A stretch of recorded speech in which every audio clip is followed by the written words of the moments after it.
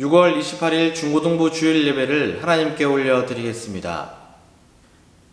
복 있는 사람은 악인들의 꾀를 따르지 아니하며 죄인들의 길에 서지 아니하며 오만한 자들의 자리에 앉지 아니하고 오직 여호와의 율법을 즐거워하여 그의 율법을 주야로 묵상하는도다.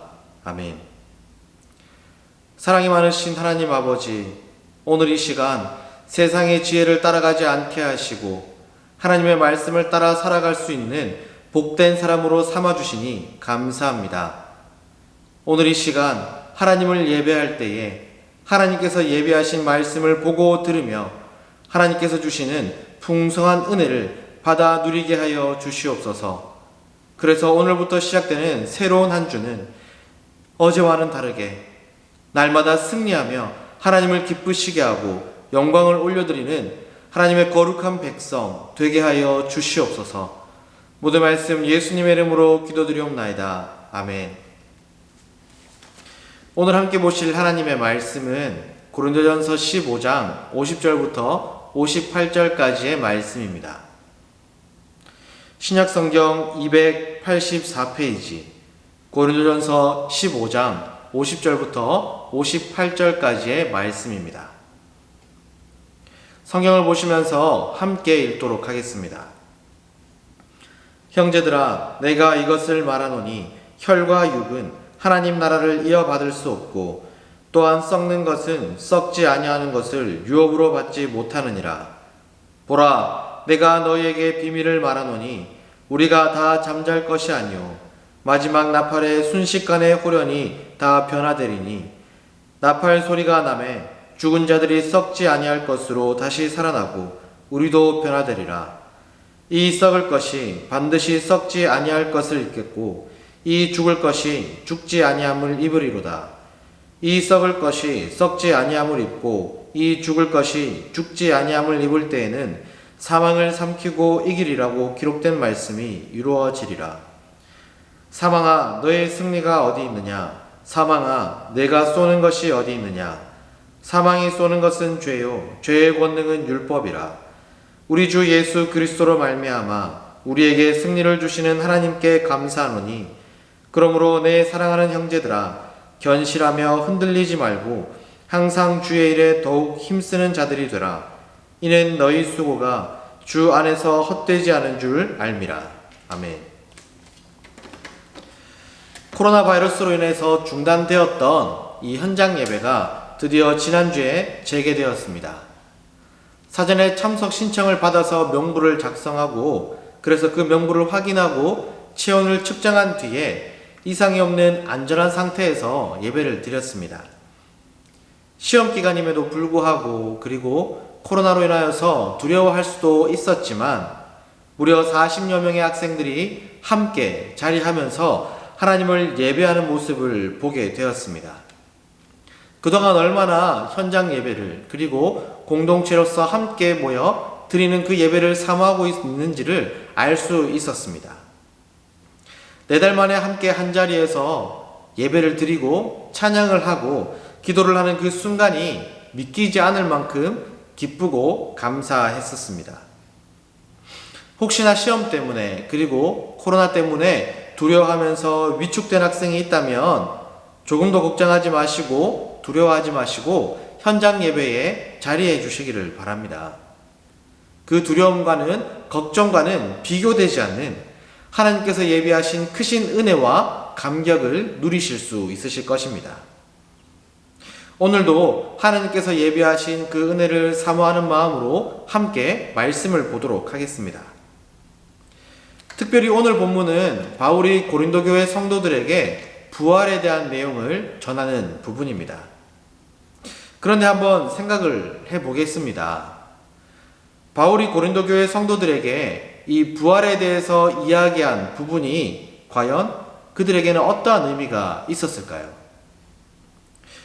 왜 이러한 의문이 혹은 생각을 해보고자 하느냐 하면 당시의 고린도 교회 성도들은 그들을 향한 로마의 박해로 인하여서 엄청나게 힘든 상황 가운데 있었기 때문이었습니다.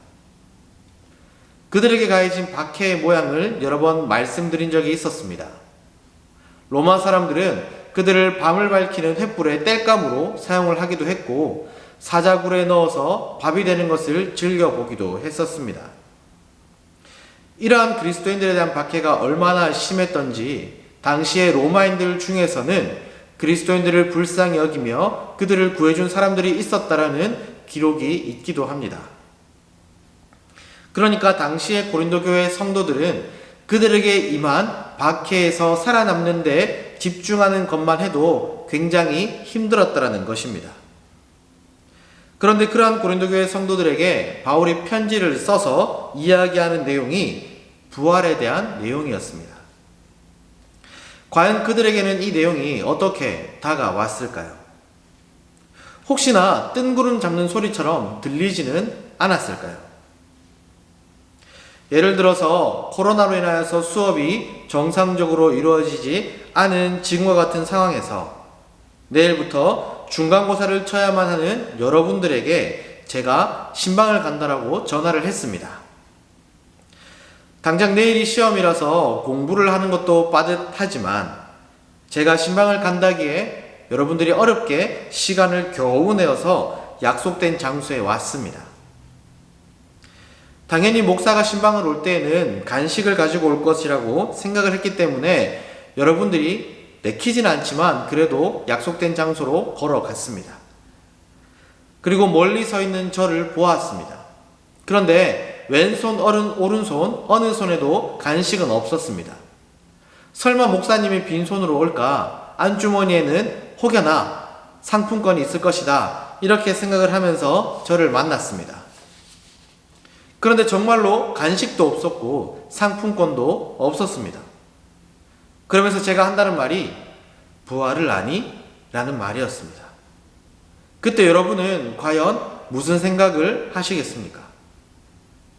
당장 시험이 급한데 그 시험을 위해서 공부를 열심히 해야만 하는데 그래야 다른 학생들보다 뒤처지지 않는데 안 그래도 코로나로 인하여서 대학 입시가 불투명해졌고 더 생각해보면 취업이 어려워진다고 하니 더더욱 시험 공부를 해야만 하는데 아직 일어나지도 않았고 경험해보지도 않았고 그래서 솔직히 말해서 이것이 진짜로 일어날지 안 일어날지도 모르는 그 부활을 목사가 만나서 한다면 어떤 생각을 하시겠습니까? 바울은 지금 어제 그리고 오늘 그리고 내일도 계속해서 예수님을 믿는다는 그 이유만으로 가족들이 죽어나가고 이웃들이 죽어나가는 이러한 상황 가운데서 벗어나는 것이 급할 그 고린도 교회 성도들에게 부활을 이야기합니다. 왜 그럴까? 그 이유를 지금부터 살펴보겠습니다. 먼저 51절과 52절 말씀을 함께 읽어보겠습니다. 보라, 내가 너에게 비밀을 말하노니 우리가 다 잠잘 것이 아니요 마지막 나팔에 순식간에 호련히 다 변화되리니 나팔 소리가 나매 죽은 자들이 썩지 아니할 것으로 다시 살아나고 우리도 변화되리라. 바울은 비밀을 한 가지 가르쳐 준다고 말합니다. 그리고 그 비밀은 바로 마지막 날의 성도들의 부활이었습니다. 예수님께서 재림하시는 날, 이 세상의 마지막 순간이 되면 하늘에서 나팔 소리가 울립니다. 그리고 그 나팔 소리와 동시에 전에 죽었던 성도들이 먼저 부활을 하게 됩니다. 그런데 죽기 전에 몸을 입고 부활하는 것이 아니라 썩지 않는 몸, 영화로운 몸을 입고 부활을 합니다. 그리고 이어서 살아있는 성도들도 지금 입고 있는 몸이 아니라 영화로운 몸, 썩지 않는 몸을 입고 변화되게 됩니다. 바울이 말한 비밀은 여기서 끝이 아니었습니다. 단순히 다시 살아난다 혹은 변화된 몸을 입는다 이렇게 말하는 것에서 그치지 않았습니다. 53절과 54절 말씀을 함께 읽어보겠습니다. 이 썩을 것이 반드시 썩지 아니할 것을 입겠고 이 죽을 것이 죽지 아니함을 입으리로다. 이 썩을 것이 썩지 아니함을 입고 이 죽을 것이 죽지 아니함을 입을 때에는 사망을 삼키고 이기리라고 기록된 말씀이 이루어지리라. 무엇이 말합니까? 부활하고 죽지 않고 사망을 이기고 영원히 살게 된다라고, 다시 말해서 영생하게 된다라고 말하고 있습니다.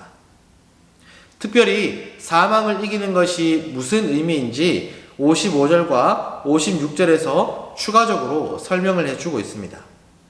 사망아, 너희의 승리가 어디 있느냐? 사망아, 내가 쏘는 것이 어디 있느냐? 사망이 쏘는 것은 죄요, 죄의 권능은 율법이라. 사망이 쏘는 것은 죄라고 말합니다. 다시 말해서 사람들이 죄로 인하여 죽게 되었다라는 뜻입니다. 그리고 죄의 힘은 율법이라고 말합니다. 이것은 율법이 죄를 짓게 했다라는 것이 아니라 율법이 죄를 깨닫게 했다라는 것을 의미합니다. 부활 이전의 사람들은 죄를 짓게 되었고 율법으로 이 죄를 깨닫게 되었지만 죄를 이기지 못하고 결국 죽게 되었습니다. 그러나 부활한 뒤에는 죄를 이기고, 그래서 율법으로 정죄받지도 않고 정죄받지 않으니 죽지 않고 영생을 하게 되는 것입니다. 여기까지 바울이 설명한 부활에 대해서 한번 정리해 보겠습니다. 예수님께서 재림하시는 이 땅의 마지막 날이 되면 먼저 죽었던 사람들이 부활을 하게 되는데, 이전의 몸, 썩을 몸이 아니라 영화로운 몸, 변화된 몸을 입고 부활을 하게 됩니다. 그리고 이어서 살아있는 성도들도 썩지 않는 영화로운 몸을 입게 됩니다. 그리고 죄를 이기고 사망을 이기고 영생하게 됩니다. 맞습니다. 부활은 이렇습니다. 그런데 문제는 이 부활은 아직 고린도 교회 성도들에게는 일어나지도 않았고 경험하지도 않았고, 그래서 솔직히 말하면 일어날지 안 일어날지도 모르는 그러한 내용이었습니다. 사실 우리에게도 이 부활은 아직 일어나지도 않았고 경험해 보지도 없고 본 적도 없습니다. 그래서 생소하게 다가올 수도 있습니다. 그래서 바울은 이 부활이 사실이라는 것에 대해서 한 가지 근거를 제시하는데 57절 말씀을 함께 읽어보겠습니다. 우리 주 예수 그리스도로 말미암아 우리에게 승리를 주시는 하나님께 감사하노니. 성도의 부활이 사실이라는 것에 대한 근거는 바로 십자가에 달려 죽으셨으나 3일 만에 부활하셔서 영광스러운 몸을 입고 승천하사 지금도 하나님 보좌 우편에 앉아 계시는 우리의 주 예수 그리스도이십니다.